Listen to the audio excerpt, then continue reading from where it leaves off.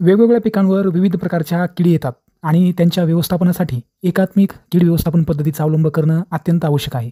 आणि त्यामध्ये प्रामुख्यानं जी पद्धत आहे ती आहे विविध प्रकारच्या सापळ्यांचा वापर. आता आपण कोणकोणते सापळे आहेत त्याची माहिती पाहणार आहोत. पहिला जो सापळा आहे तो आहे फनेल ट्रॅप किंवा आपण त्याला कामगंध सापळे असे देखील म्हणतो. हा नरसाळ्यासारखा दिसणारा असतो म्हणून त्याला फनेल ट्रॅप असं म्हणतात. याचा वापर आपल्याला बऱ्याच किडींच्या नियंत्रणासाठी करता येतो, जसं की पाने खाणारी अळी असेल, टोबॅको कॅटरपिलर त्याला म्हणतात. कापसामध्ये येणाऱ्या विविध प्रकारच्या बोंडअळ्या असतील, मक्यामधील लष्करी अळी असेल, यासोबतच ऊसामधील जो खोडकीड असते आणि आपल्या ब्रिंजॉलमधील किंवा वांग्यामधील जो फ्रूट बोरर असतो त्याच्या नियंत्रणासाठी याचा वापर चांगल्या पद्धतीनं करता येतो.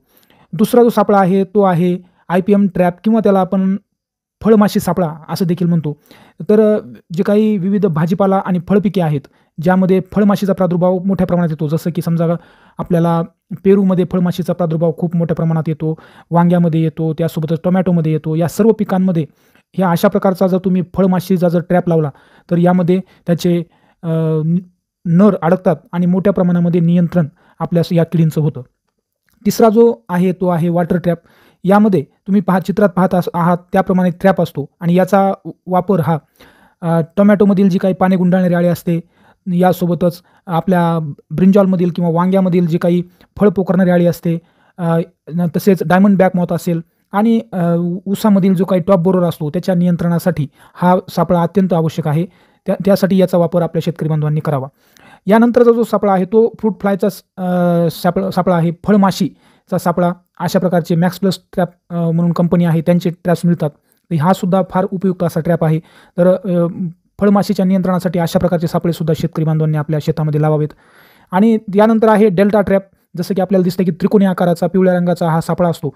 हा चिकट सापळा आहे आणि जेवढे काही रस शोषण करणाऱ्या किड्या असतात त्या सर्व याला चिकटतात आणि त्यांच्या व्यवस्थापनासाठी हा डेल्टा ट्रॅप अत्यंत उपयुक्त आहे.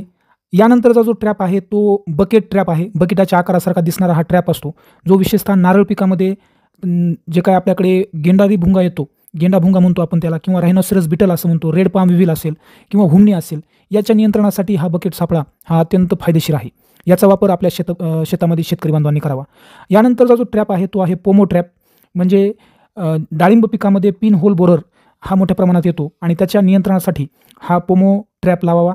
हा ट्रॅप अत्यंत फायदेशीर ठरतो. या सर्व ट्रॅपमध्ये या सर्व किडींच्या अडल्टला किंवा मग नरांना आकर्षित करण्याचे गंध असतात आणि त्यामुळं ते तिकडे आकर्षित होतात आणि त्यांचं नैसर्गिक नियंत्रण आपल्याला करता येतं. त्यामुळं या सर्व ट्रॅपचं, या सर्व सापळ्यांचा वापर आपल्या शेतीमध्ये सर्व शेतकरी बांधवांनी